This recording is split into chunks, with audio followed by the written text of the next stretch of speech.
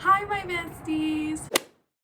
Alright, so I'm back at it again for another book review that no one asked for, but I just don't have anyone to talk about these with. You already know the drill. We're gonna be talking about 4 books today, okay? So the 4 books that we will be reviewing today are Night Bitch by Rachel Yoder, The Notebook by Nicholas Sparks, also The Wish by Nicholas Sparks, and finally Where the Crawdads Sing by Delia Owens. So let's start off with Night Bitch. I was intrigued to buy this book. I actually found it at a random little pop-up bookshop thing here in New York like last year, and I wanted to get it because obviously the name sounds intriguing, and I read the plot summary for it and I was like, that sounds fun. Basically, the plot of Night Bitch is that a stay-at-home mom slowly turns into a real dog, like a serious real dog, and it's very interesting and I love it for that. It's super fun. So the pros I give Night Bitch: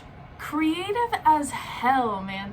That plot is so original and I think it's just so fun, and I was enjoying reading it because of the absurdity of it. Like, I don't know if I've talked about this, but my favorite genre of theater and media in general is just absurdity. When people embrace absurdity, it can just be done so well. Now, I do want to kind of talk about the things I didn't like about it. Number one, I will say this book is kind of hard to read, mostly just because it's kind of boring a little bit, which sucks because for that crazy of a plot, you'd think like I'd be on my toes the whole time. But nothing really crazy happens in the book till like the very end of it, and even that was super confusing.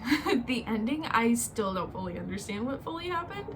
It was a very hard book to read. I don't know why, because the dialect wasn't hard, the words the author used weren't hard, and I don't even want to say it was boring, because I don't think it was really that boring. I don't know, there was just something about it, at least for me, that it was kind of hard to get through. Then this goes into my next point, which then it made it hard for me as a reader to kind of understand the message and the themes with this, because it's very obvious that there are supposed to be themes of motherhood and what it means to be a mom, and I appreciate it for that, but just I don't fully understand what that was in relation with the being a dog. And I think, at least I know for sure, that it was to reclaim the word bitch because it's used against women as a negative, and so that's why she calls herself Night Bitch, is to kind of reclaim it. So that was the only thing I understood, but other than that, I felt the themes and messages were super hard to understand, especially again with the ending. I literally can't even explain the ending because I don't fully understand what happened and I don't want to misinform you. So all I can say is just read the book yourself. Rachel Yoder, I want to have a combo with you. Another thing that kind of bothered me about the book, not bothered, just kind of annoyed, is the obvious annoying commentary that the author puts in the book. And by that I mean a lot of media nowadays puts in commentary, which is fine, but just they do it mostly in very like annoying ways. The only example I can say is like any episode of the Gossip Girl reboot. Like any dialogue from that show, that's what I mean. Just they'll put in dialogue that makes a commentary about like anything literally, and it's just super annoying instead of just letting the plot speak for itself, which is more powerful. And this book does that occasionally with women and femininity and motherhood themes, and it can get a little annoying sometimes, but still it's not nearly as bad as any episode of the Gossip Girl reboot.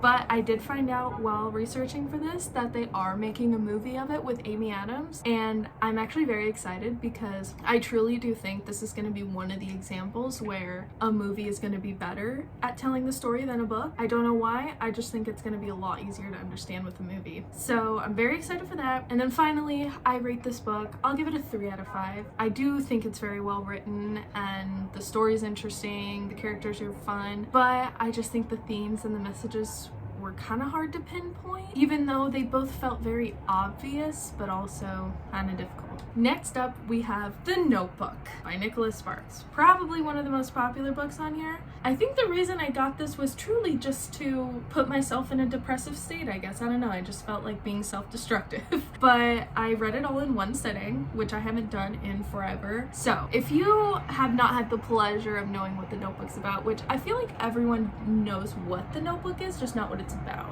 So The Notebook basically tells the story of a man named Noah Calhoun, and and he is in a nursing home, and he is telling an unidentified at first, but then we later find out who it is, this old lady in the nursing home who has Alzheimer's/dementia, and he's recounting the story of how he found his first wife and how they fell in love, which is the lady with Alzheimer's, which you slowly realize throughout the book. It's done super well. And the story of how they met is super cute. It's very cheesy romance, but I die for it. I die. Romance is my genre. So basically the book gets even more brutal as it goes on, because you see her memory is just gone. She doesn't know who he is. She doesn't remember a thing, but then at some point in the book, it clicks in her and she remembers him and they embrace. And it's so sweet, but then she instantly forgets like 5 minutes later, and it's gut-wrenching, really.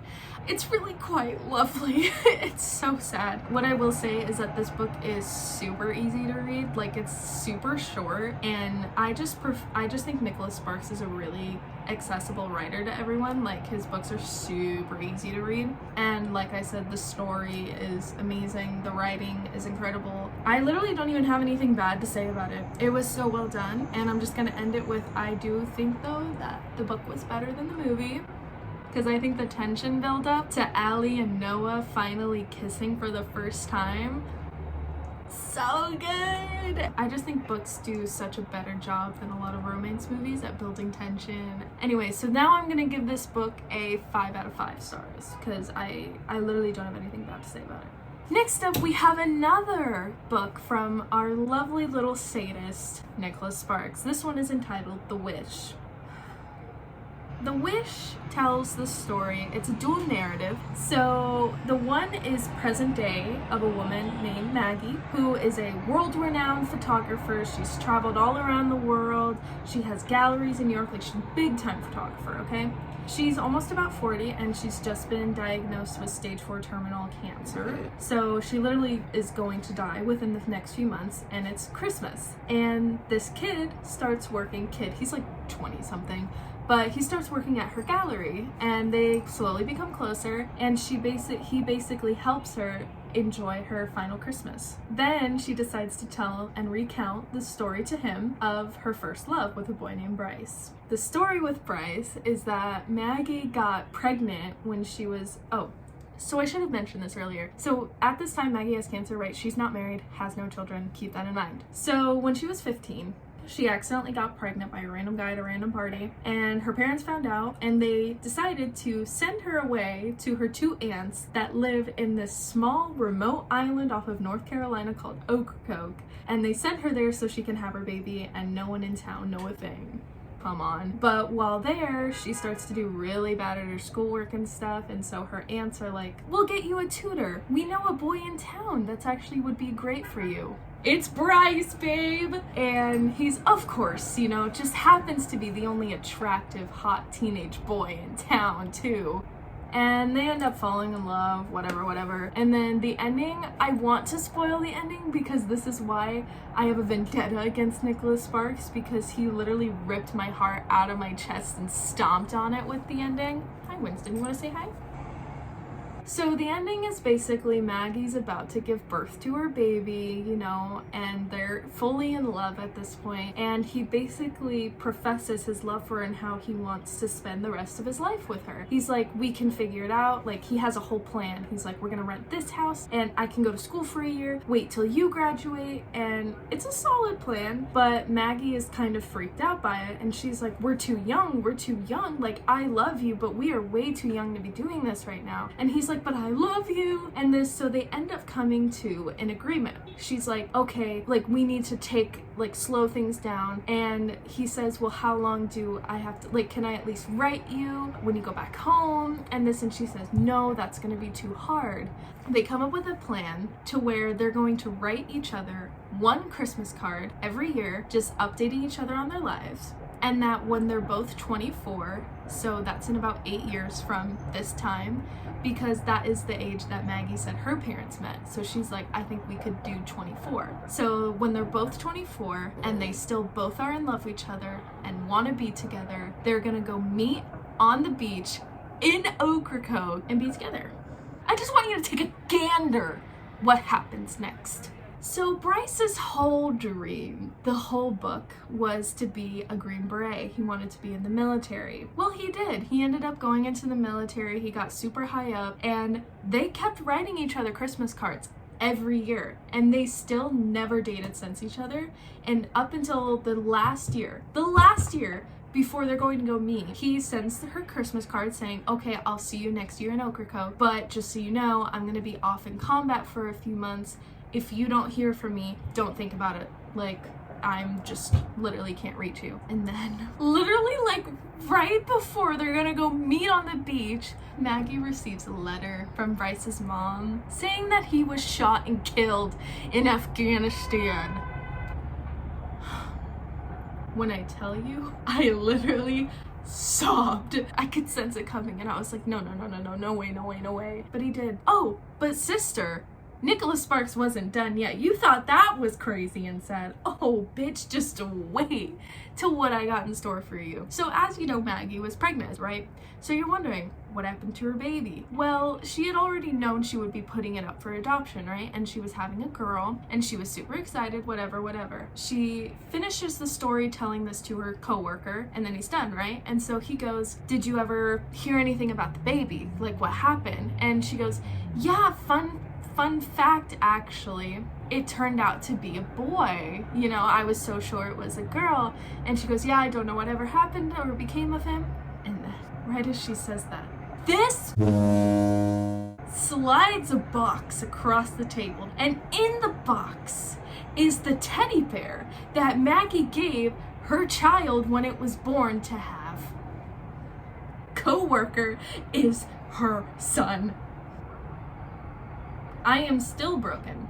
Nicholas Sparks, what the hell, man? And then the book ends basically as he recounts the last few months of Maggie's life, and it's literally gut-wrenching, but it ends in a very cute way. He basically goes, he goes and spreads her ashes on the Ocracoke beach where her and Bryce were supposed to meet. That's the plot of The Wish. Yeah, I have no cons about it. It's amazing. So good. Everything about it is so good. The writing, the pacing, the character development, the story, everything is so good. I can't recommend this book enough. I literally can't recommend this book enough. So I clearly give this book a 5 out of 5. Finally, we're gonna end with our final book, which is Where the Crawdads Sing. So I think everyone and their mother has read this book, and if you haven't by any chance read it so you don't know what it's about, let me tell you. Basically, the story is about a girl named Kaya who is deserted at the age of 6 by her entire family to live alone in a rusty house, a shack really, in the marsh of North Carolina. Basically, half of the book is Kaya recounting her childhood and through her first love and adolescence and all of it. And then the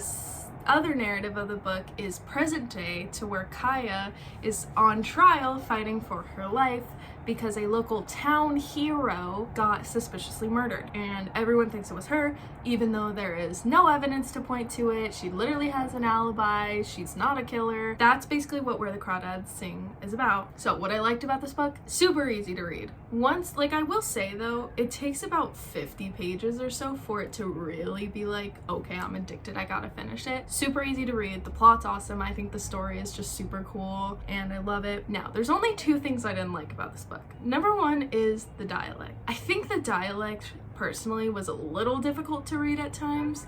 It very much reminded me of when we read Their Eyes Were Watching God in school, and I don't think Crawdads was nearly as bad, but I just think sometimes it was a little bit like, I can't read this right now and I can't spend this time dissecting what this means. I'm just gonna skip over it. And then the only other thing I didn't like about it, and I think it's gonna be controversial, the ending. I hated the ending. I hated it so much. I think it was stupid and pointless, and Delia, what were you thinking? Basically, the ending of it is Kaya gets found not guilty, rightfully so. There's no evidence for her to do it, and the town has to face its own prejudices against this poor girl. I mean, they bullied her out of school because she was dirty. They stare at her, they make fun of her. Everyone looked down on her, right, and called her Marsh Girl. And then it's an epilogue to where it shows her and her first love, Tate. They end up old and crusty together, and they're still in the marsh, and they're in love still, and it's super cute. And then Kaya dies of natural causes, right? And then as Tate is kind kind of cleaning / clearing out her house, he notices a little floorboard thingy-mabob and opens the floorboard and sees the necklace that Bryce, the guy who was murdered, that she was found out guilty of murdering, found his necklace. The one that he was wearing the night he was murdered, meaning that Kaya murdered him this whole time. Hey, Delia Owens, suck my... So this whole book was pointless? You mean to tell me that we spent this entire book showing how prejudiced this town is against her and how wrong they were for just accusing her of doing this, and how just because you're trash doesn't mean you'd murder someone, only for her to end up murdering someone? To say I was angry would be an understatement. It just felt so like such a punch in the gut. Like, we made all this progress, and for what? For nothing. It was truly so rude. Delia Owens? Yeah, Delia Owens, if you're watching this. So I rate this book a 4 out of 5 just because of the ending. So I give this book a 4 out of 5 just because everything else was stellar except for the freaking ending. Okay, so those are my thoughts about those books. Thank you so much. I like making these, they're super fun. I love talking about books and random pieces of media. So yeah, thank you so much for watching, and I will see you in the next one. Bye, besties!